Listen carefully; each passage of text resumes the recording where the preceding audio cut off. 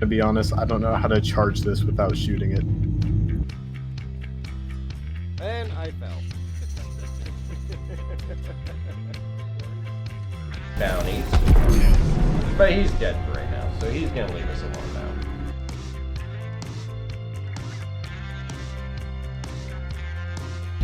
Alright, well, if I kill you, it's not my fault.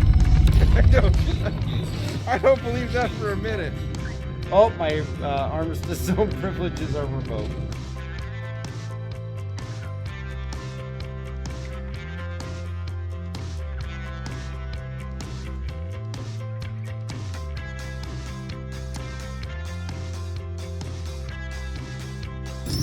No, it looked like I got hit by my own ship when I was getting out of the seat. Another NPC. Yep, he's dead. Oh, no, he ran away. Welcome, everybody. I'm Dark Hour 717, and this is State of the Verse, where we bring you the week's latest and greatest information and news from across the Star Citizen universe, in the Persistent universe, as well as the PTU. And as always, joined by J-Scale, who for a very short time went by Fox, but is now back at J-Scale, so we will all still know what to call him. What's going on? Not much. Enjoying the weekend. Yeah, winter is coming. That is not a Game of Thrones thing. That's just because winter actually is coming. I don't even like Game of Thrones. Never could get into it. Wow, I gotta get moving to winterize the RV. So. Oh yeah, I'm sure that's always fun. I gotta start going through doing the tune-up on the snowblower, get that thing ready just in case we get hit. So, of course, this week, we've got H3D back with us, who's one of our original guests. He's joining us this evening again. And new to the show, we have Anvil from AMR, a car mining and reclamation. What's going on? Howdy, howdy. How's it going? Good to be here. Absolutely great to have you here. And of course, as always, we go over all the news from around the verse and everything. And that's going to be Star Citizen Live, Inside Star Citizen Roadmap Roundup. Of course, there was no Inside Star Citizen this week. So not so much there, but definitely some information on Star Citizen Live, which was all about Alpha 3.15. And actually, some information that just came out right before we're recording this. They are putting a hotfix into the PTU to help resolve a number of the 30K issues. So as we all know, anybody going into the PTU, there's been a lot of instability and a lot of 30Ks. I've now been blamed as the cause of all these because it seems it was running smooth till I got on. And then like 30K every 30 minutes. As soon as I got off, it ran fine for a few hours after that with no problem. So I guess it's my fault. But this hotfix should take care of some of those issues. And I didn't see really too much information other than that should fix it. Didn't really go into what the cause was or what change they're doing with this hotfix. No, and I haven't had a chance to look at the feedback thread to see if it's actually working. But yeah, I haven't seen anything on that yet myself either. So, as always, we go over the current offers. Right now, what they actually have is same as last week, nothing new. We've got the Liberator, as well as the 400i still available for pledge with several different packages, as we talked about last week. And then, of course, you got the Day of Var is approaching its last week. So those ghoulish green paints, as well as the ability to buy the Caterpillar, which don't forget is getting a price increase at IAE. So right now is the last time you're going to be able to get it for that $295 most likely. And then, of course, the additional $11 for the ghoulish green paint if you decide that you want it. But we also got the Buccaneer, the Dragonfly, and the Cutlass Black. All of those also have available paints. And don't forget, you're coming up on the last week that you can get the Hill Horror Helmet for Day of Vara by simply going out to Jumptown, walk into that hab area. It'll automatically show up in your account on the following Monday, Wednesday, or Friday, and they'll be in your hangar to keep. That was actually the lore post this week, Dispatches from the Dark, which was Neville Lott's clearing, and it was the origins of the Hill Horror Helmet. The short version is Neville Lott was a mass murderer, and on this planet, I forget which planet it is. It's one of the Terra planets, I think. He decided to take up hunting people on popular hiking and camping trails up on a mountain, and Neville Lott's clearing apparently is where he went and mass murdered all these people. But the actual Hill Horror mask is the mask he wore over his face as a result of some disfiguring scars and whatnot on his face from when he was a child, and his home planet was attacked by the Vandal. Interesting. That is interesting, especially I mean, it really does kind of give you that Halloween vibe with the mass murder and all that stuff. They didn't mention any chainsaws. Yeah. Now, of course, the Hill Horror helmet is available to get by going to Jumptown 2. Like I said, you just got to walk into that hab, and that's going to be through the end of October 31st. Speaking of specialty helmets, word just came out that I got today that there's actually going to be a special lootable helmet in 315 that's currently available in PTU and should be moving over to live by visiting Bennyhenge and looting the corpse that was crushed by a Big Benny's machine. So that's going to be available there. Of course, the problem will be if you're going over there in a party, I would imagine there's only going to be one lootable helmet. I don't know if there's going to be a refresh rate or if you're going to be able to do multiple loots for that helmet. All right. And of course, we had a roadmap roundup this week and a few different items on there. And I'll let J-Scale go over all of that for you guys. Okay, roadmap roundup. There were 3 new teams added. I think this is part of the ongoing changes that they were making. But basically, Squadron 42 character art, Star Citizen character art, and character art tech. X1 Origin, the hover bike, was added to the progress tracker. It's not on the release view yet, so we don't have any kind of estimates as to when it's going to show up. The one of the unannounced ships they flipped over, and they've revealed that it's the Origin 400i. The raster tool is now showing up on the progress tracker. They touched on this at CitizenCon.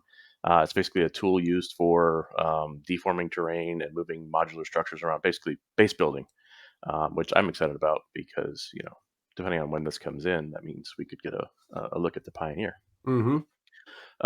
They removed the, I hate saying this, the The APOA. APOA Santokiai. There you go. They removed that from the tracker because they're reevaluating kind of its place and development and whatnot. So it'll be back once they've had a chance to figure some stuff out. They're not clear as to what. And then for release view, they added the Origin 400i for 315, and they also moved shops and patrons out of 315 into 316 to give it more time to kind of work through and polish. And of course, another bit of news that we got, and this actually I heard from Board Gamers video, and I'll put a link to that in the description below. A new studio purchase out in the UK, apparently in a central location out in Manchester. It's 87,130 square feet of space. And the speculation is, if you watch Board Gamers video, the combination of the Winslow studio and the Derby studio being moved into one location to combine them into one big area that will also allow for expansion. There's plenty of room there for them to continue to grow, and there's still hiring going on out there from what he was saying on his video as well too. So, and then that brings us to other things that came out this week, the Anvil Liberator Q&A. But what they did talk about with this is the discussion on the range of the Liberator, and because of its larger components, is it going to be able to traverse through the jump gates with ships on its deck? They definitely verified that it will, and that the range is going to be equal to other items, not maybe as much as the Kraken or the Idris, but things capable with equal components such as the Carrack and all that. It'll be more than comparable to those. They did discuss the capital ship designation it was given, and did say that that was done in error, and that should have never been applied to it. It is not a capital ship. There were some questions about the tractor beam with the ability to load ships on and off the deck if you're in an area that you need some assistance to do so. It will have that capability, they did say, whether it be helping load ground vehicles or flight vehicles onto the deck, which they also asked about putting ground vehicles onto the top deck. They did say you could do it. It's not the best design and wasn't purposely designed for that, because if anything happens and the ramp breaks, you're not going to be able to get them off, though I'm not opposed to just driving a ballista off and getting some air with it, it'll land upright most likely. And if not, they self-right themselves right now. So, but it will be able to be put up there and they will stay up there. And there was one question on the 2 cylinders on the side of the hull, and that kind of, I guess I could see asking a question about it, but it kind of seems like one of the things that most people probably wouldn't ask, but it's just aesthetics. There's no purpose to it. They're not torpedoes. They're not any kind of weapon system or anything like that. It's basically cosmetic and geometry based. Then they got into the griefing aspects of the Liberator with talking about unwanted landings and the ability to keep somebody from landing on the Liberator if you don't want them to, or the ability to toss a vehicle or eject a vehicle off the Liberator. It does not have that capability right now. Of course, we're going to have the point defense weapon system on it, which if you have somebody that you're not intending to be on there, you should be able to target them and hopefully use the point defense system or your own weapons to keep them off. But they do know that this is a griefing aspect of the Liberator that could be exploited, and they are looking into ways to control it and get out ahead of the possibility that people are going to use this to make life miserable for owners of the Liberator. Shields protecting ships that are on the pads. And they address this in regards to the same way that it would be addressed with Kraken, the 890, and anything else that carries a ship on its deck. The shields will protect the ship itself, being the Liberator, and extend a certain amount of distance or meters off the deck or sides. Some of the smaller ships may completely be encompassed in that, but most likely only a portion of them will. Anything larger than an extra small ship is only going to be having its landing gear covered. After that, there'll be no protection. Star Jump did do a scale model and had 2 Vanguards on the upper platforms in one configuration, 1 Prospector, 1 Vulcan on a different configuration. And actually, I also saw configurations where people were putting moles on there and getting That was me.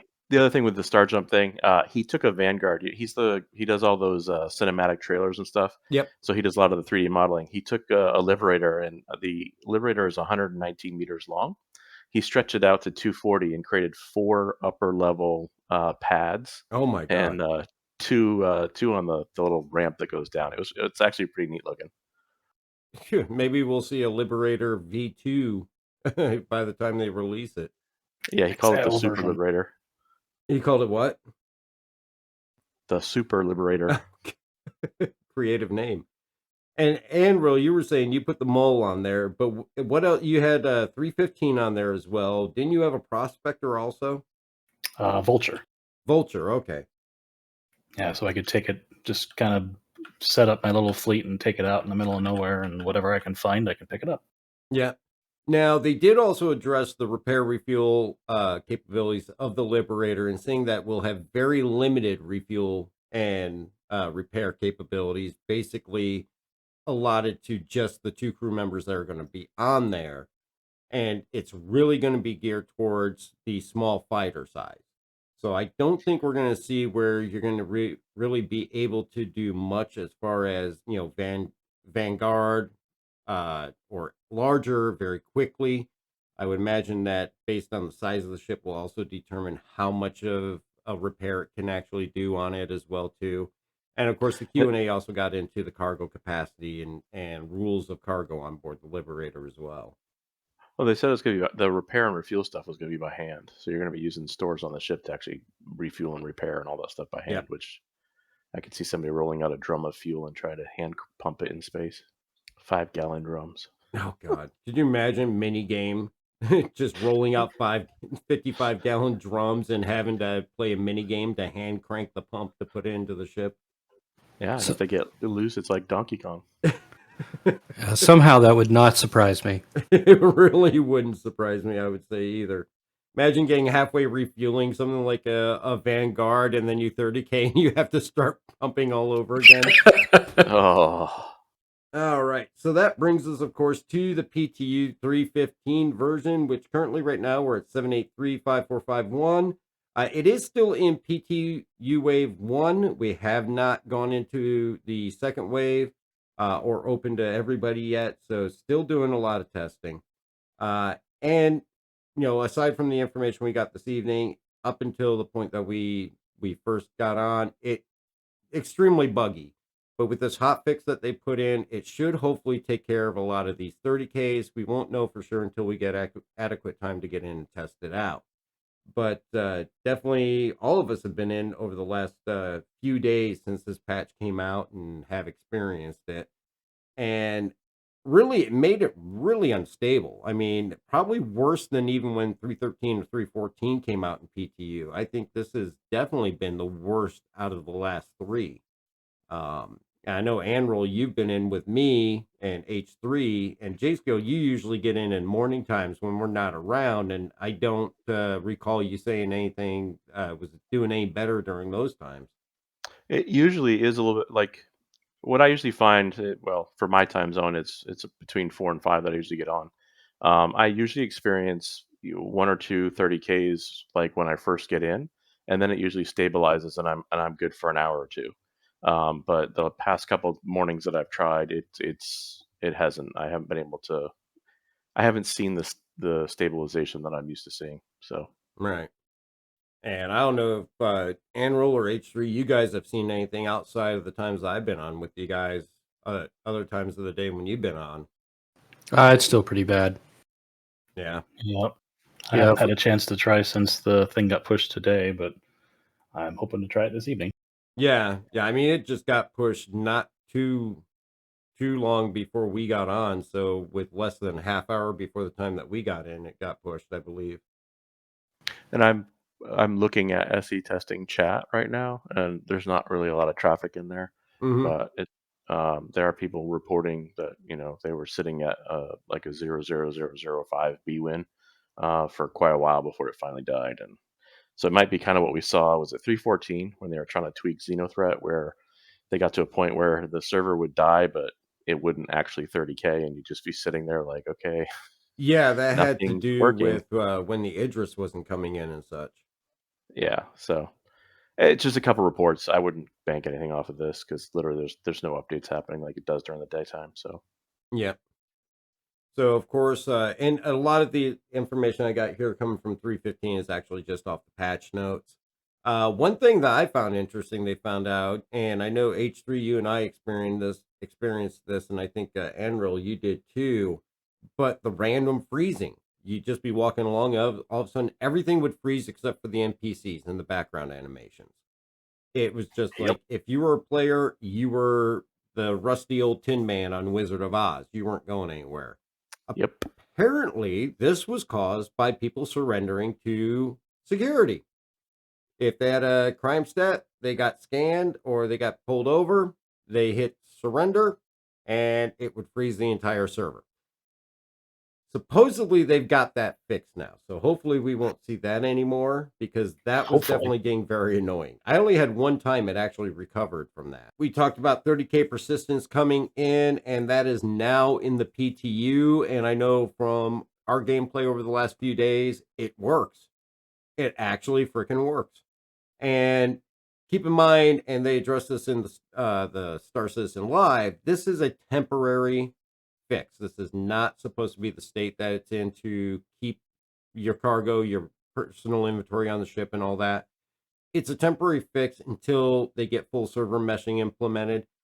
But it's a great fix to see, and it's a wonderful thing to have in there because even the 30Ks we were getting last night, I get back and my A2 was already back at the station ready to pull out and nothing was missing off of it. Yeah, I saw that with a mole this weekend as well. Your ore, you had ore on board and everything stayed fine? I haven't been able to validate the ore. I have been able to validate the components don't disappear. That's awesome. And I know that they said that there could be a situation where you may have to wait 10 minutes before it becomes available again with everything, but really I've not seen any delay in it. well, I haven't had a chance to test it out, but I know that doing box deliveries, if you're carrying a box from the server 30Ks, you wake up in a hab with the box floating off to your left. You can't take it with you. It won't let you do anything, but it's sitting right there. It's happened twice now. Yeah. Well, I mean, again, this was more geared towards specific things inside your ship. But I would imagine that, yeah, that's going to be annoying too. But hopefully, we'll get that with the full persistence. I can definitely say that one thing they stressed with this does not mean you will never lose your stuff. And they talk about this again, like I said in Star Citizen Live. You still run the risk that you can lose your stuff or you can lose all your cargo. And because of the way that works is with the heartbeats. So heartbeats are the time intervals in between it's taking that snapshot. And they're not taking constant snapshots. Right now, the interval fluctuates based on what they need to set it at. It could be every 5 minutes, it could be every 15 minutes, 20 minutes, whatever they feel they need to set it at that time. But if you say you're going along doing a cargo mission, you stop, you get a heartbeat before you land, and it saves that time, that point in time, the status of everything. You go in and you buy an entire caterpillar full of laranite. Not that you should be able to, just going to use it as an example. It loads it up on your caterpillar, you run out back to your ship, you take off, and it 30Ks at that point, and it hasn't taken that next heartbeat yet after you bought that stuff, you will still lose all your cargo because it will reset to the last heartbeat that was taken. And that would have been, in this case, before you had bought that material, those commodities. So the risk is much, much lower. It's still somewhat present, but it's definitely a step far and above what we had previously. So I definitely welcome it. And I think I'm just waiting for that first Spectrum post that this doesn't work, because a situation like that where it took the heartbeat, they did an action that gave them a whole lot of stuff, and before the next heartbeat could hit, it crashes and they end up losing it all. I think it's only a matter of time before we see the first Spectrum post on that. If you think about it, that should go the other way too. You might have an opportunity to sell your cargo twice. Very true. You could end up getting that kind of situation where if your heartbeat's taken just as you land and then you go and sell everything, you crash, and it hadn't taken another heartbeat, when you come back in, your cargo ship's going to have all your commodities back on it again. I had a 30K while I was in the process of loading armor and weapons onto my Carrack, and after it came back from logged back in, I was able to summon the ship, and like about 2/3 of the stuff I'd moved onto the ship was there, but not all of it. So it had been a heartbeat sometime shortly before the 30K happened, and it had recorded what I'd moved. I Yep. find that interesting. Yeah, and weird situation like that will probably occur, and I think there's going to be a lot of people that are going to take it as this is an end all be all fix when it's actually not. That they have to keep that in mind, that there will be that gap between the heartbeats, that things can still be affected. But I give them credit for doing it, and it's a huge step forward. So, and of course, everybody's favorite topic, med gun griefing. Of course, we had that issue from the time that they first put this out to Wave 1. People were running around in groups, overdosing people with the intent to kill them, steal their bodies, drag them out of the station, loot them, take their stuff. And of course, there was a vast amount of Spectrum posts about this. Xylo got involved on the Spectrum post. And of course, they were talking about some different things that the man may end up doing to alleviate this.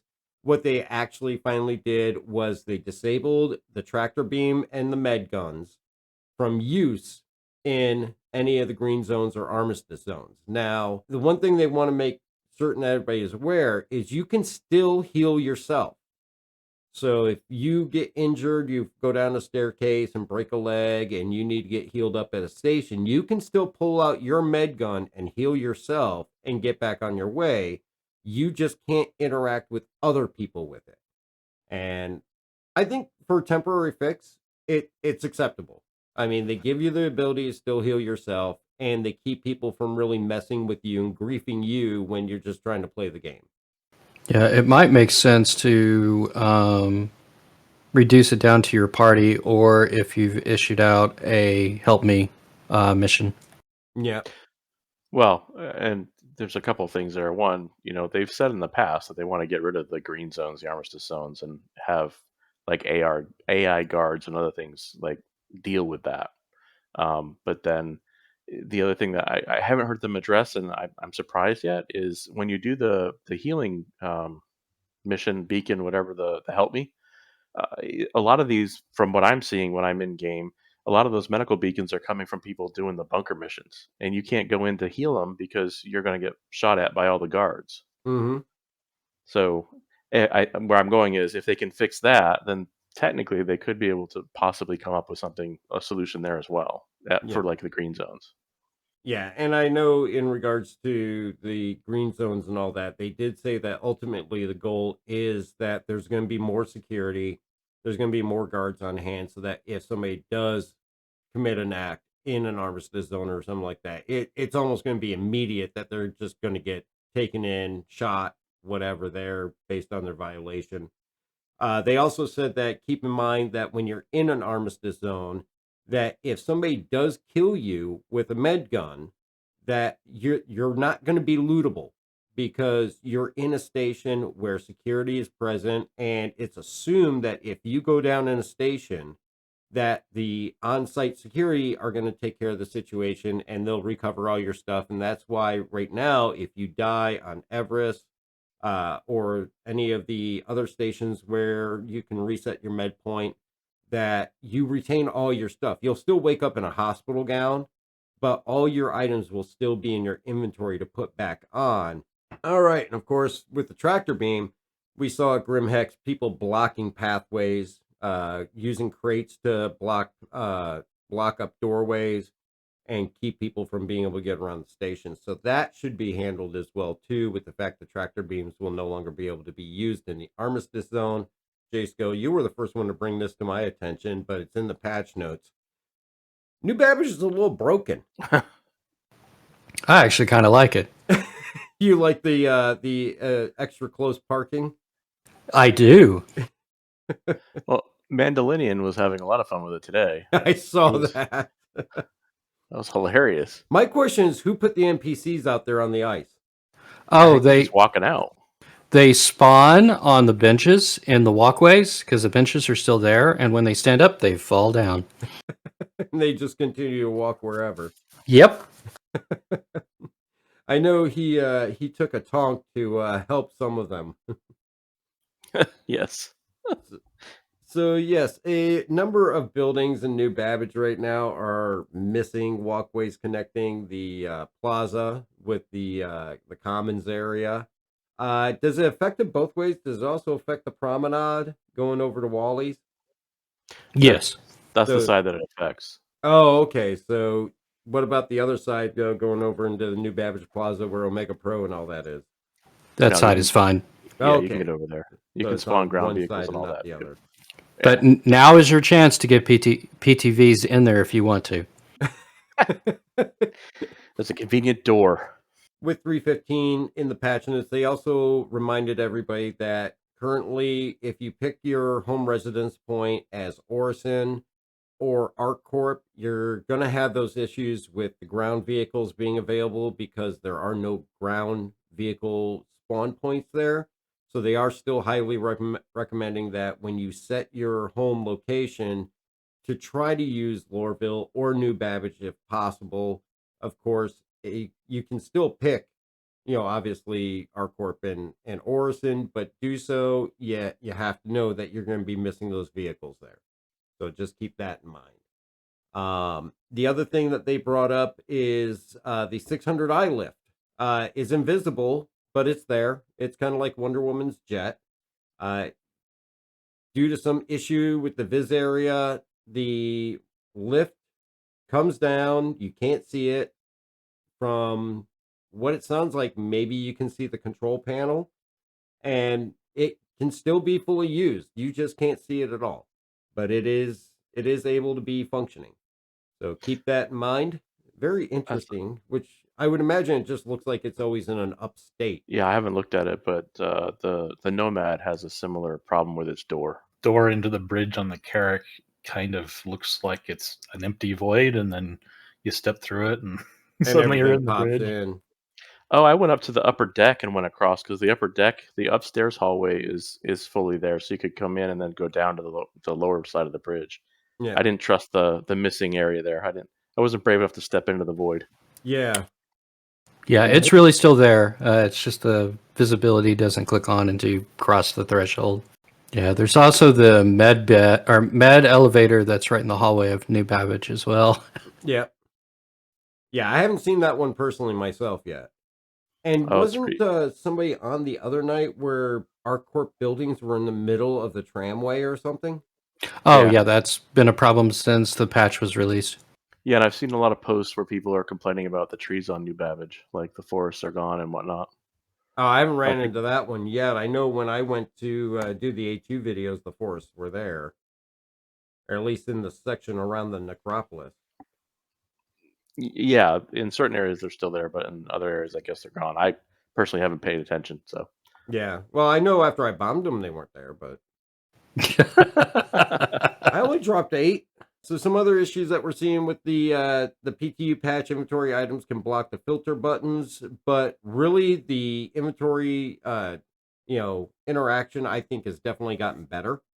You can double click to equip most items now. If you equip one item, it should automatically go into spot and automatically store anything else you currently have equipped. So, but that I couldn't get to work. I did still have to manually unequip what was currently on.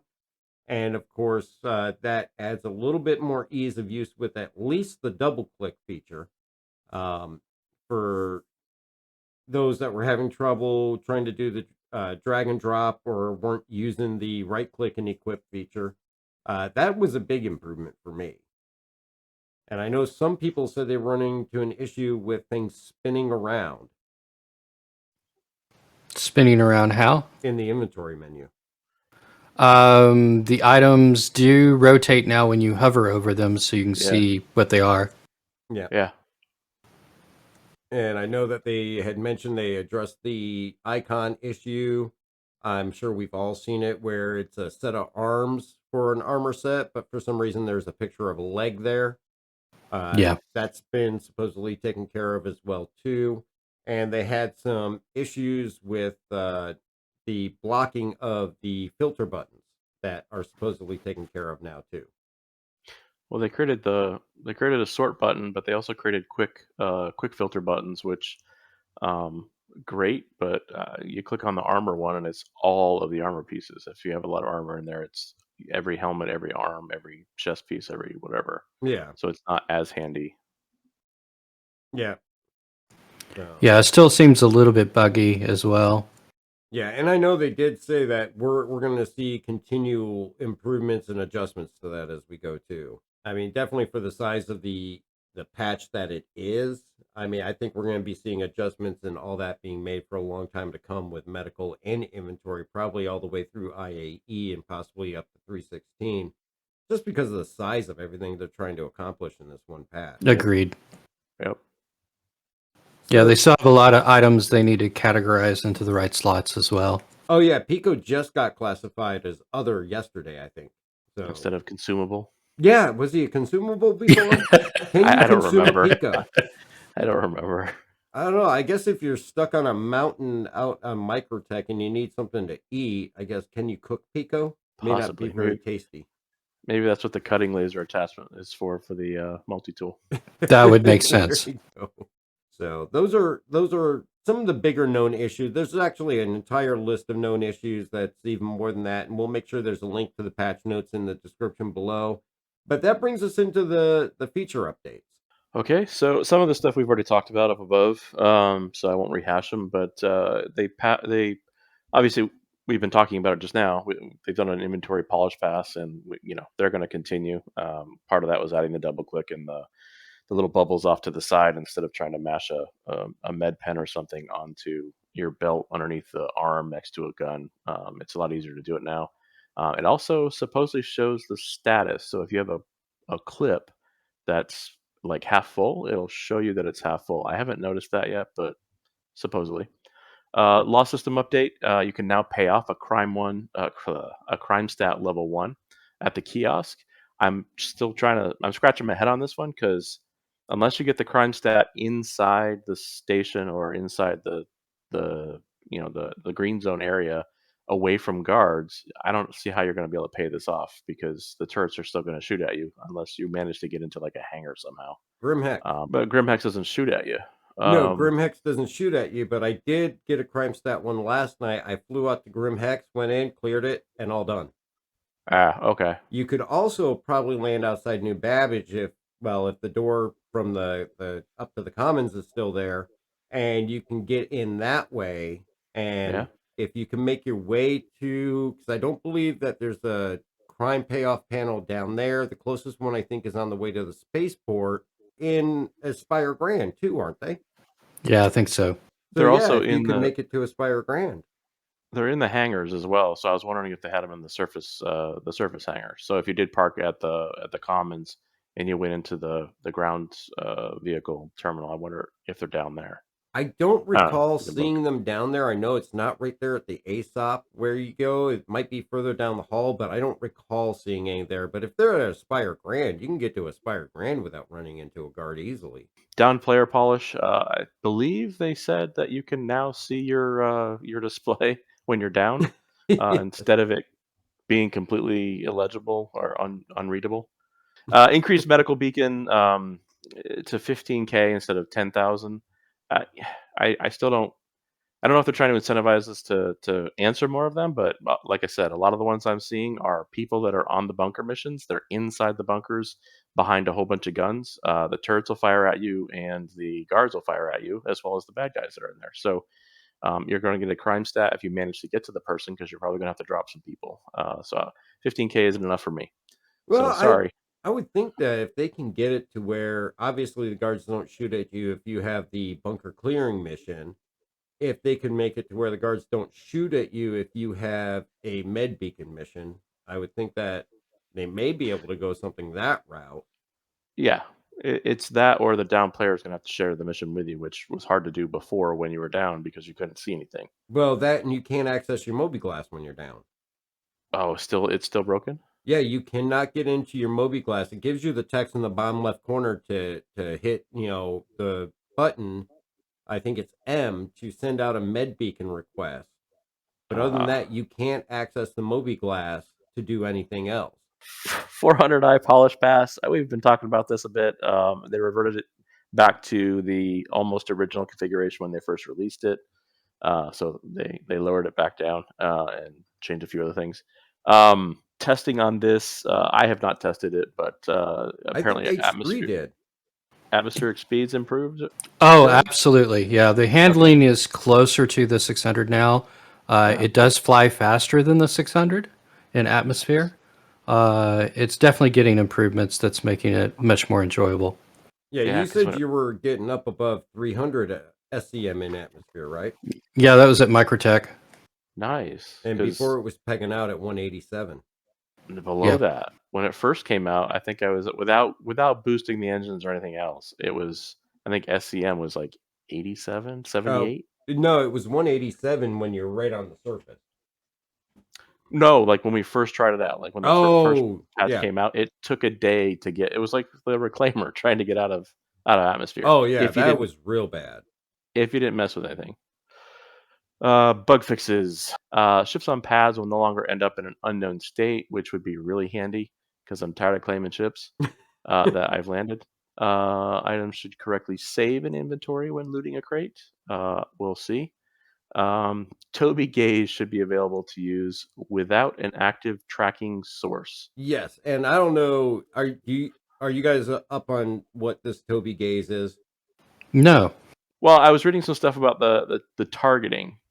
Mm-hmm. Where you can now look at something and then hit your target button to target it, as opposed to before it would just target what was in the center of the screen instead of where you were actually looking. Yeah. So, and the ability to use this is supposed to be able to be done with or without your Toby head tracking active. So if you have a Toby 5, you should be able to look on screen, hit your target button, and it will target what you're looking at. Cool. Nice.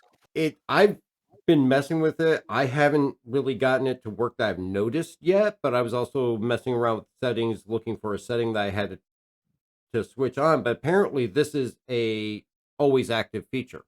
Polygon spikes in Lorville and Hurston resolved. It's resolved, but it wasn't there in 3.14 or 3.13 as well. It was, I think the last time I saw it was in 3.13, and then I think I only saw it in the PTU, but then I have seen it in the PTU here on 3.15 as well too. The last time was a few days ago, so I think it was before this patch. I haven't seen the spiky business, but I have seen the big they Blocks. call them Jello. Yeah, the Jello cubes. The square black cubes. Spawning of all NPC enemy AI should spawn correctly in infiltrate and defend missions, which would be really nice because I've gone through an entire one where I think I shot one dude out of the 10 because they spawned so slowly that the guards took him out before I could get to him. Yeah, I've also gone through it, and I've gone through, killed everybody, but I still have 1 or 2 left. And lo and behold, they come in through a spawn closet elevator back at the very beginning that it just took them that long to finally come in. Yeah, it's a bit slow. Player corpses should no longer disappear after dying. I wonder if that includes blowing up in some locations and remain lootable. Well, this is something that they also addressed in the Star Citizen Live, and it was what they call the ninja logout. Obviously, if you take a player out, the body's supposed to be lootable. What people have been doing to keep themselves from getting looted, as soon as they die, they log out, Alt F4 or exit the game, quit to menus, because right now, if you do that, your body immediately disappears and nobody can loot you, meaning you retain all your stuff because it thinks of it as a 30K. And it is not supposed to work that way. So the way it's supposed to work is if you get killed and your body should stay there to be lootable, to be, recover your items if you're going to recover your items, or whoever killed you can take your stuff.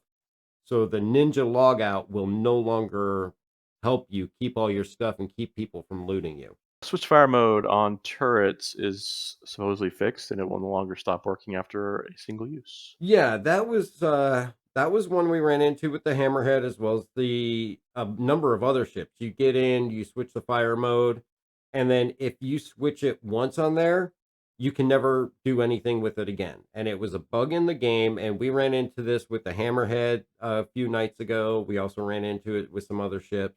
It turned out that if one person got in the turret, hit that button, they get out and somebody else gets in it, it's no longer going to work until that ship's been reclaimed.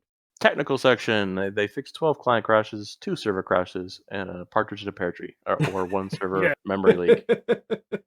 There's a huge list of bug fixes. This is probably not even half of what they had listed. So again, check out the link in the description for the full report. Definitely a lot of good information on that. And as far as that's pretty much all the patch notes there. Of course, we don't know when 3.15 is going to hit live. Definitely they closed out the Star Citizen Live with that question, because obviously the biggest question during any of their streams and live events is when. The simple answer is when we feel it's ready. They're not at a point where they're going to put a date on it or tell us where they're at with it. Obviously, they have a number of things that they're still hunting down. So my anticipation and my theory is we're probably going to see at least up to possibly the next week still in wave 1. And then we'll get at least wave 2 going where everybody gets access for some more testing. And obviously a lot of that is determined by what issues they have and what fixes they have to implement. But it's nice to see them doing these hot fixes too. Oh, yeah. And not waiting for a patch. The hot fix with the 30K persistence, and now this hot fix with the 30K resolve issue. It's nice that they're doing things in between for major issues that they really feel is making a really negative playing experience with it. Would much rather see them take their time than us going back to the 30K every 5 minutes in live. Yeah, you mean Cyberpunk? Oh, no, back, was it 312, 310, whichever one it was? Oh, It was yeah. 310, 311. Oh no, I meant cyberpunk in the way that you'd rather have him take the time to get it right than just push it Oh. out to meet a date. Yeah, exactly. No, I knew what you were talking about, HUD. Because 311's when I stepped away. I was like, all right, I can't do this anymore. Yeah, the same here. Yeah, some of those were really, really bad. All right, so that brings us to Star Citizen Live. This one was all about 315, which is again kind of why we infused some of this back into the patch notes information. This one, I will say I went through I think 3 energy drinks on this one. Of course, we were supposed to have Richard and Todd Pappy on there. Todd Pappy actually didn't make it due to they gave him the day off. You know, they sent him back for a day of relaxation. He had other things going on, so we had Richard, and this is Richard's last appearance on Star Citizen Live for the year. Of course, he's tied heavily to Squadron 42 as well as a core gameplay with Persistent Universe. And you know what? It was hard. It was really. I like Richard. The guy is smart as can be and knows his stuff. But there was really, it was strictly a one-on-one conversation with Richard and Jared, and you could just tell, or at least the impression I got, there were times Jared was just. It was like pulling teeth to try and get a joke made or something because Jared's usually pretty funny.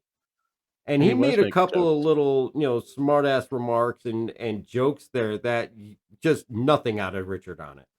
No, Absolutely nothing. I Eh, liked. I was gonna say I liked Jared's face several times when Richard was going and going and going. Just the look on his face, I was like, "Oh man." and like I said, don't get me wrong. Richard Richard knows his stuff. It's just interviews are not his strong point. And of course, they took questions from Spectrum as well as the live chat there that they were streaming to and everything. And they discussed a lot of different things. And of course, one of the first things they brought up was the OD griefing issues that we discussed earlier. He was having a lot of troubles with his headset. Well, Uh, I think the mute wasn't actually mute. I think his mic is rechargeable, but it right. was separate from his headset It's one because of he those plugged it mag in. mics.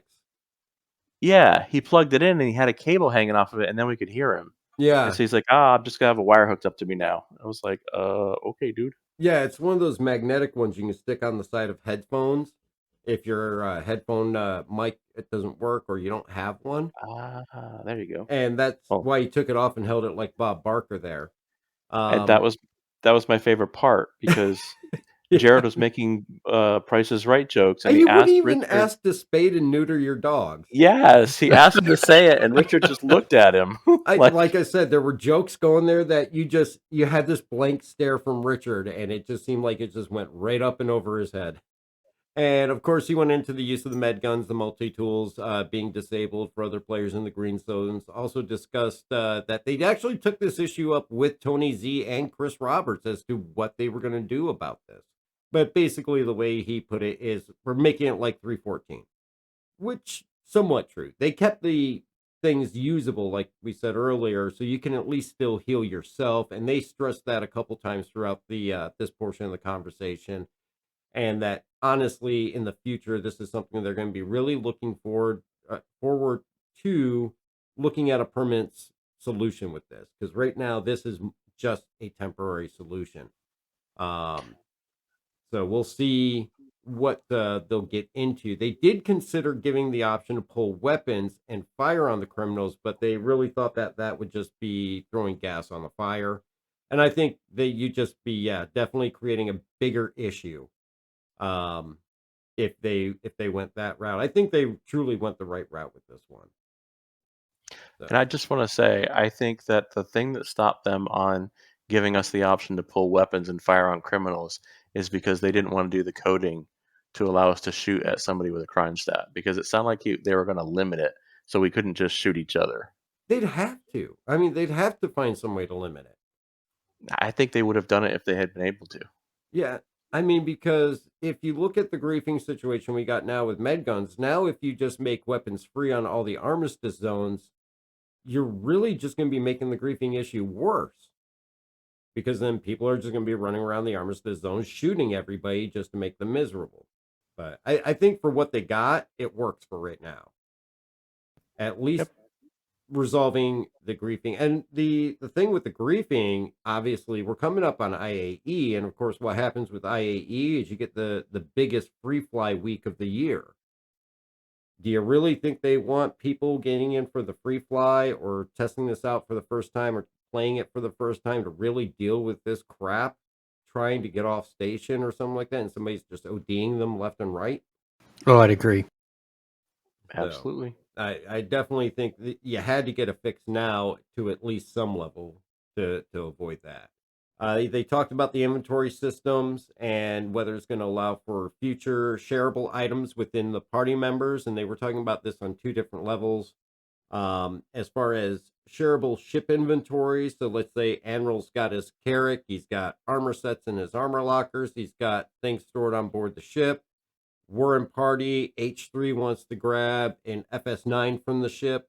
Right now, Anvil would have to go pull it out, equip it, put it on the ground, then H3 can pick it up, and then he would have it. But they're looking at a way straight access to your party members so that if he's on board Anvil's ship, H3 can just go in the inventory and grab what he needs. And that is a goal for them to have, obviously, as Richard stated, and that the future intent is to make that possible in all aspects as far as, any kind of personal or ship inventory, as well as the ability to buy crates that you can actually put things into that other party members can remove things out of that crate as well too. So, and with the inventory, they also discussed the issue with the space accommodations in your inventory, your personal inventory and backpacks. Currently, right now, if you have a undersuit or a t-shirt, jacket, cloth, fabric, clothing type items, it takes up a certain amount of SCU. And if you put an undersuit in a backpack, and some of the backpacks, it takes up all the space and there's nothing else you can get in there.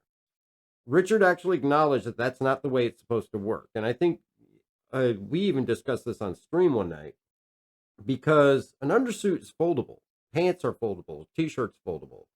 You should be able to reduce the size of that item, put it in, and still have a large amount of space that's still available. And Richard actually acknowledged that that is how it's supposed to be, and they are working on fixing that.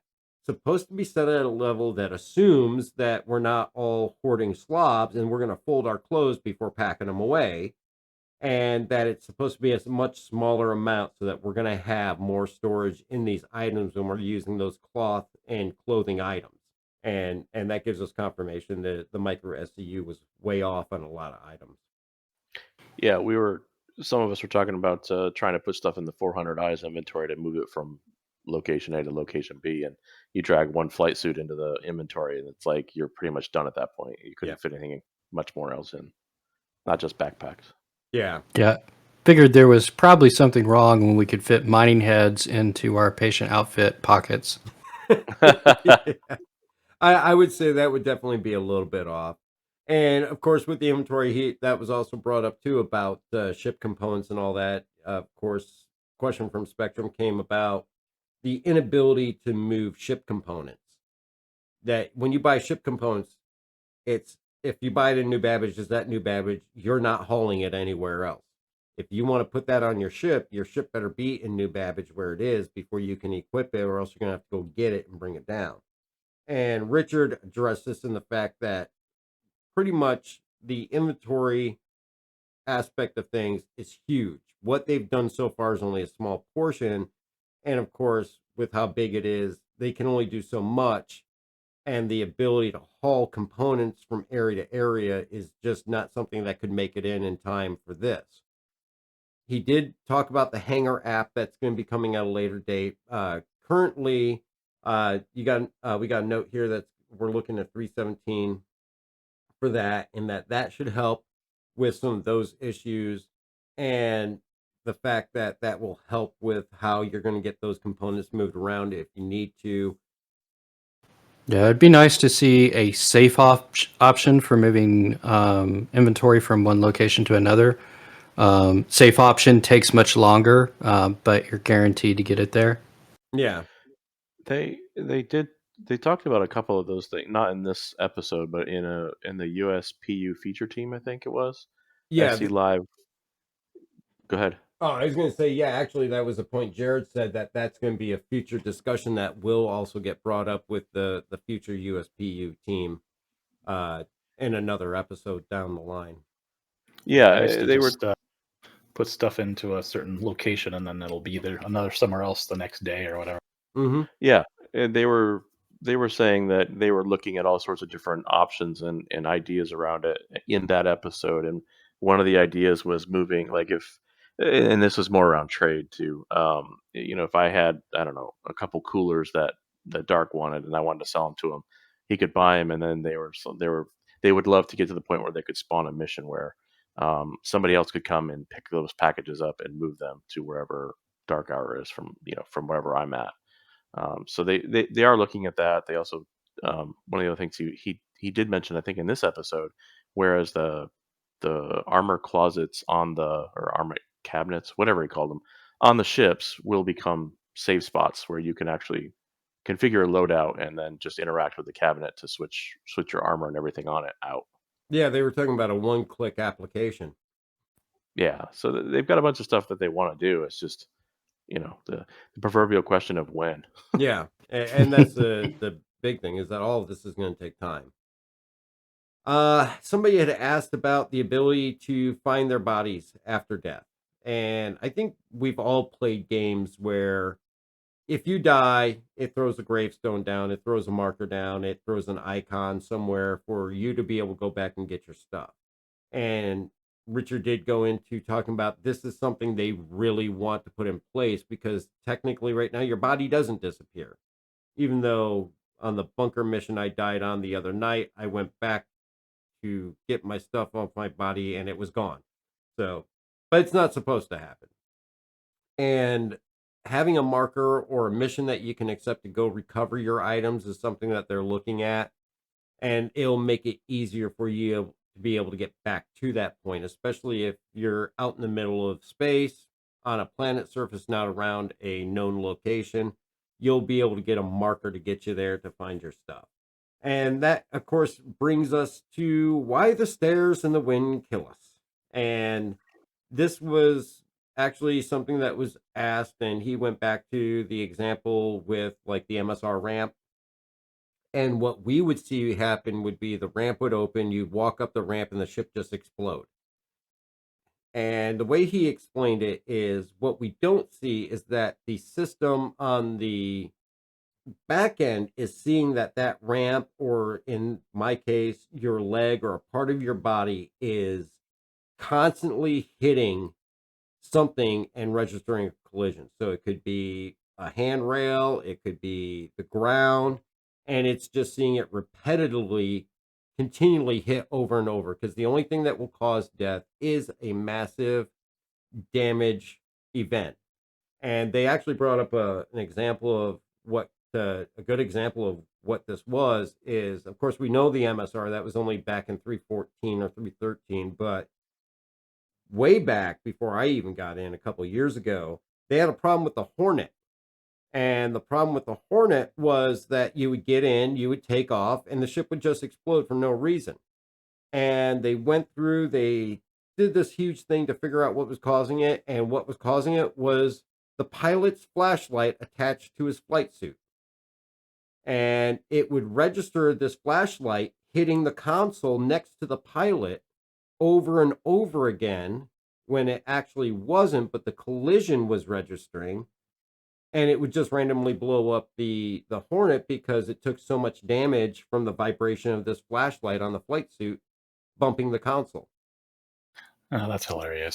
Yeah, I mean, and you think about it, it's something as stupid as a flashlight that really has no mass or anything like that. What would even think that should cause any damage if it does hit the collision? But it was enough to actually destroy the ship.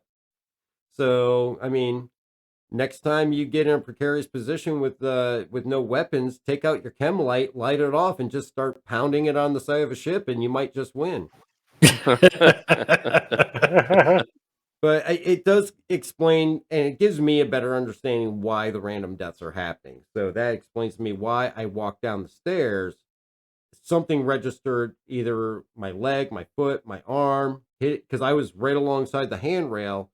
Something there registered that caused my body massive damage and threw me the rest of the way down. And it's the same thing with the wind. Something is registering as damaging you when that wind hits you. And it could be possibly debris that's being blown in the wind, because we know that there's areas where there is, little leaves or something like that that are blowing around with the wind. But it is something they do take seriously and they are looking into, but it's a huge investigation that they have to go into, and they are always looking for what those causes are. So definitely something to know. Glad to know that they're actually working on it, and they do acknowledge it as an issue, and they have an idea of what's causing it. Well, at least the flashlight explains why carts are so dangerous. I will say that real-time physics is very difficult. Oh, I gotta imagine it's a nightmare. Yeah, especially at the level they're going at. In 3D we spend minutes to hours to generate a simulation for a 30-second clip. Mm-hmm. And then Jared also went over the reminder to everybody that testing is the focus of everything. From the moment he went over pretty much over the steps of Auec through to being released to live. But the one key thing he reiterated during all that, Auec is a testing phase. PTU is a testing phase. Wave 2 is a testing phase. And even once it actually gets released to live is still a testing phase. That this is an alpha. And of course, they've always stressed that. And that there is no phase along this course until this releases that isn't a testing phase. So they were talking about all the bugs. People were talking about, fix all the bugs before you develop anything else. And and Richard made a good point in the fact that you can go through, find 50,000 bugs right now, fix every single one, and I'll guarantee you in 2 days you'll have another list of 10,000 more.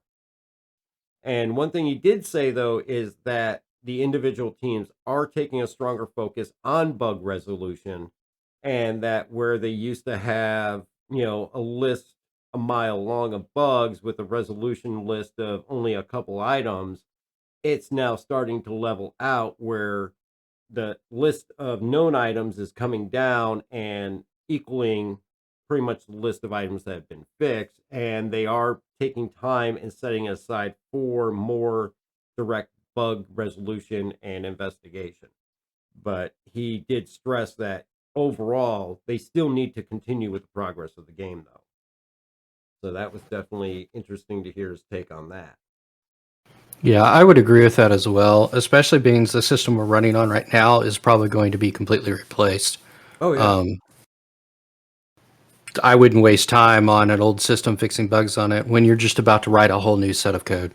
Right. And I mean, yes, you do have to work on bugs, but I agree with his look at the fact that it shouldn't come to a point where it halts your complete progress on anything with the game itself, though. Agreed. So, I mean, that's the purpose of a development phase. And he's right. Any bug you fix is a plus. But if you think that you fix those bugs and everything is going to be perfect after that, that's a dream. It's never going to happen, though.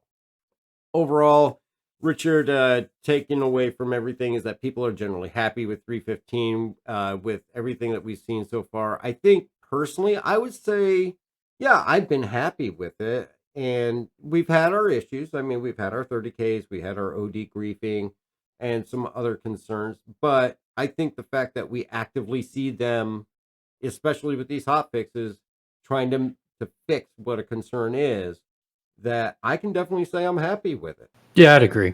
We'll see if the 30K PTU thing is gonna if they can suppress some of the 30K so that you can be in there for a little bit longer between 30Ks. Then I mean I like what's going on with 315. It's just it's difficult to play in PTU right now. Yeah, I mean, if you look at it as a whole, as a playing experience, yes, I do agree that 30Ks do get you frustrated.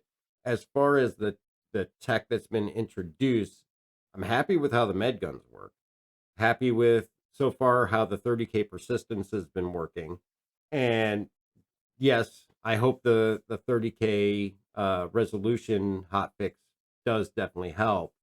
But outside of the number of times I'm getting kicked out, the overall functioning of the items they've added, I've been happy with. Yeah, but I do think that there are some unfortunate things that they've addressed 1,000 different times with cargo refactor that it's going to take time to get it all in. Yeah. Um, it's just there are some things that are a little more. What's his name? Oh, God, Tony. He called it friction. The frictionless gameplay where you're just instantaneously you're in your ship and out and doing stuff. So they're trying to add friction to the gameplay to slow you down. Oh, Um, yeah. a 30K and having to continue to readjust everything and whatnot. It will slow things down, and I think it will frustrate some folks. Oh, yeah. I mean, I've definitely been frustrated with 30Ks. No, I mean the inventory. Oh, If the 30K recovery patch or fix isn't a guarantee. Like if you load up your ship, like Anvil was just talking about, he spent a bunch of time loading up his Carrack 30K'd. Part of it was there, so then he had to go back and kind of finish the job a second time. If that happens too frequently, people are just going to get fed up and probably pause their gameplay for a while. Or yeah. just take And the Spectrum and bitch. yeah, I would say that, I mean, just the same as previously the way it was when you're 30K and just losing everything. I'm sure we've definitely lost people that have stepped away temporarily or even permanently because of the number of issues with the lost stuff just from a 30K. And this is truly just a band-aid. And I think we have to keep that in mind. But yeah, it still has the potential there to still have that end run be that's going to drive people away if it happens. And of course, they talked about healing in Klesher. There are plans for healing capabilities within Klesher as far as a hospital. It's much, much further down the line. It's probably the last on their list from what it sounded like from Richard on that. And it is something that they do plan on doing some more improvements to Klesher. Looting and restrictions and running back and forth to complete. This is definitely one thing. He had a couple of good points here, but people going through clearing out a bunker wanting to loot the bodies. Looting a body, what you can, you get an undersuit, then run out to your ship, put it in your ship's storage, and then run back in, get whatever pieces you can, run back up, put it in your ship, run back down. He brought up a good point. Drag the ship to your, or drag the body to your ship. He said, also don't forget you can use the tractor beam. If you don't want to drag it that far, just tractor beam the dead body to your ship where you can just sit there and loot it straight into your ship's inventory would make it a much more quicker process than running back and forth, picking what you can and running it out to your ship and back down. But they joked around about introducing an ironing tier 1 to the PTU as well as a laundry folding minigame. And I think Richard got that one. He actually smiled. Well, his response to the laundry folding mini game was the introducing ironing tier 1. Yeah. So, which right now we know that they're eventually going to bring in bathroom duties. I would not be surprised if we see ironing tier 1. Well, what we don't know is Richard only said that because he's designing it right now. Yeah. So can you actually, on surface, pick up a body with a tractor beam and move it? Yes. Yep. Okay. Yep. Yeah. Anywhere there's a dead body, you can use a tractor beam and move it to wherever you need it. There were questions that were brought up about Grim Hex, the ability to start as a home selection or home residence zone for new players. I think Jared brought up the best point on this one. I'm pretty sure it was Jared. I don't think it was Richard that brought it up. But do you really want new players, somebody who's never been in the verse before, to really start at Grim Hex? I agree. This sounded like Yeah, we thought about it, but for the time being, you're part of the UEE when you start. Yeah, I mean, you get a little bit of an easier time to get around. Learn, you're going to have to deal with enough trying to figure out where everything is. You don't need to deal with, people that are going to want to shoot you on sight as soon as you leave the hangar or anything like that. Well, I was also taking it to mean like, so everybody's assuming that the next systems that they bring online will be Pyro and Nyx. I was taking it to mean that Stanton will still be the starting your options for starting.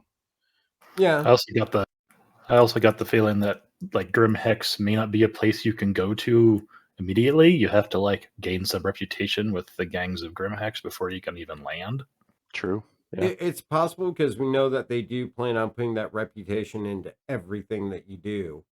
And the basis of what Grim Hex is would lend to a belief that eventually it will come to that you have to have the right reputation to be able to get clearance there.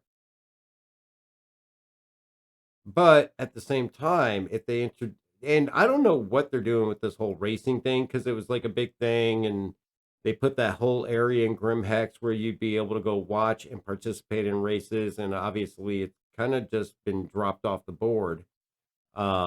If that's something that's still in their plan, but if you're introducing something like that, which is probably right now the only thing I know that even comes close to a gambling type situation, um, are you going to want that open to everybody, or are you going to want to limit that to only people with certain reputation? I guess would be the big question. So after that, they went over the Orson security guards are unarmed. They're going to fix that. They are supposed to be armed. And that will be coming in as a fix later on down the line because that was not supposed to be that way. We also found out Jared's going to Disney World. Uh, he talked about dinner at Cinderella's castle they did a couple years ago.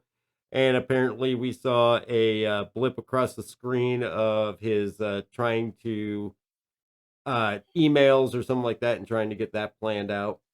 This is a reminder. Yeah, reminder. They did say that some of the items that should be appearing in loot boxes are not appearing, and other items that should never go into loot boxes are actually showing up in loot boxes. But that there are not supposed to be any super rare items in the loot boxes. There will be different variants of already existing items, and they'll be just items we already have with maybe a slightly different skin to it. Uh, and they did specifically address, and I hadn't heard about this, but for those out there who have the two-handed tractor beam, you're not supposed to have it. It doesn't work. It's not going to do anything, and it's not supposed to be there. So if you got it, you might as well just get rid of it. It's not going to work. So I don't know. Oh, I haven't heard anything about a two-handed tractor beam. I haven't either, but they're going to lose it anyway because it's the PTU. Yeah, they will lose it because of the PTU. If they Richard really sounded as if they don't know how it even got into the game. I, Because it is an item they are still working on. well, it sounds like because he said they're going to go through item by item before it goes to live and make sure that only the things that are supposed to be in loot boxes are in loot boxes. It might have just been one of those steps that they missed in trying to get the patch out. It probably snuck in with one of the README balls Yeah, or or possibly piece me balls. read me balls. Yeah, it's hard to read. That's why I call it the README ball. Oh, ability to transfer items to other players. We did talk about that kind of about the shareable, but this is more direct transfer. It is in the plans for the players to be able to do it using a trading app. There's nothing set up in the short term as far as through Knickknacks. They did verify it will not go through Knickknacks. That you can go into Knickknacks, and they plan on having it to where you would hit a transfer, and then it would direct you and open up the other app in which, kind of like the AUEC funds transfer that we have, you would be able to eventually transfer physical items, inventory items from your inventory into another party member's inventory. It sounded like it was also kind of be non party members too, if they're using that app, that go pick the player like what we do with the money app, and then more direct transfer to keep you from having to pull it out, drop it on the ground, or put it in an inventory, have them pull it out of there. So they did mention it in a different video previously, which was the USPU when they were talking about cargo refactor. And so that's something we will see hopefully in the future, just no time frame on when. And then they discussed the realism. How far are they planning on taking the realism? Chris Roberts quoted as making it as real as possible and then crank it back so that it's fun. And I would definitely say that with the amount of stuff they're putting in, that's really they're getting it to the take it as far as possible part. Yeah, one of the tickets I put in for support, I noted that, guys, if you're trying to recreate real life, good job, you're right there. And really they are, because we do know they plan on introducing bathrooms at some point. Yeah. So, and showers and stuff like that. So, are we gonna get in and get together as a party? I'll walk on board J Scale's 600i and find him in a shower naked while we're trying to figure out where he is. I hope to God not, and hopefully the dial bat will be that he will have clothes on. You mistake me for danger. But yeah, I mean, it's definitely, I would say, the one game I think is going for the highest level of realism that I can say I've seen ever. And of course, that brings us to the final question, which we mentioned was the when. And again, Jared just reiterated when they feel it is ready. And they don't plan on moving it forward anytime sooner. Have them take the time to make sure it's working than to put out something that's only going to push people away and piss them off. Yeah, they really are getting treated like a release game in the news and videos, and that's not what they are. No, they're not. I monitor SE testing chat often when I'm, just while I'm doing stuff at work, and just I feel like the past week or so it's gotten worse in there, where there's just people popping in like, what's the message of the day? How come the message of the day hasn't changed? Are we getting a new patch? If we don't get a new patch, I'm quitting. There was one guy in there who was going absolutely bonkers, saying IAE is canceled because they can't get 315 out. 315 was already supposed to be out. If they can't get 315 out by now, then they're not going to have time to do it. I mean, I've been seeing a lot of that and in the forums. So I think they're reacting and they're just saying like, chill out. Oh yeah, and on top of that, if people are one, they never gave us a date for 315, and two, to say IAE is canceled, well, they haven't even set a date for it yet. So you can't cancel something that hasn't been scheduled. We saw last year where it ended up going into December. So I mean, we could be very well looking end of November going into December for IAE, and on top of that, I think it was Invictus or last year's IAE that as soon as the Prime patch released, that day PTU Wave 1 went live for the next patch that was going to be for the IAE or Invictus, whatever event it was. I think that's 313 because I It remember could have been. we were doing a lot of testing. Yeah. And so, I mean, for people to assume that something is going to be canceled, well, you can't cancel something that hasn't even been scheduled. Well, and canceling IAE really. Yeah, it's their That's one of biggest their money maker of the year. They're not going to cancel it. You think they're Yeah. going to cancel that? I mean, Oh, goodness. hell They'll- no. They'll find a way. Oh yeah, they will. And like I said, even like last year, they pushed IAE to the last week of November, and he actually went into December with it. So I would imagine if they need to, they'll just push it back until it's operating to where it's going to be beneficial for any new players getting in as well as themselves. Yeah. Yeah, the big thing with last year's IAE was the trains and elevators and New Babbage. Mm-hmm. I was one of the guys who was ferrying people from the Commons over to the spaceport so people could actually go fly their free ships. Right, and if I remember correctly, that really only happened over like 1 or 2 days, wasn't it? No, it didn't happen all the time, but when it did happen, there was just a ton of people that were trapped, and there were global chat would like light up, and then you'd see a whole bunch of ground vehicles like heading from the Commons over to the spaceport, and Yeah. then some people were flying out of the spaceport to Commons, picking people up and flying them back. Yeah, I do remember that happening on and off.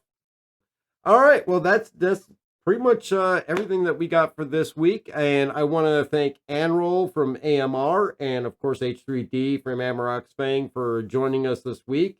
And any last bits of information or anything you guys got? I am informationalist. Covered it all pretty well, I'd say. All right. And, of course, thank you to J-Scale on helping me put everything together. I greatly appreciate it. And definitely, we will be back next week with the next week's bit of information. Don't forget to catch the streams over on Twitch every Sunday and Wednesday night at 7 p.m. And I want to thank everybody for just joining in on the program. And hopefully this was good for you guys and enjoyable. And don't forget, hit us up on the Twitter as well as the community page on YouTube or the Instagram. You can also email to darkhourexperience@gmail.com. Any questions that you have for us here. And thank you, everyone, and you have a wonderful night. You too. Thank you much. Toodle.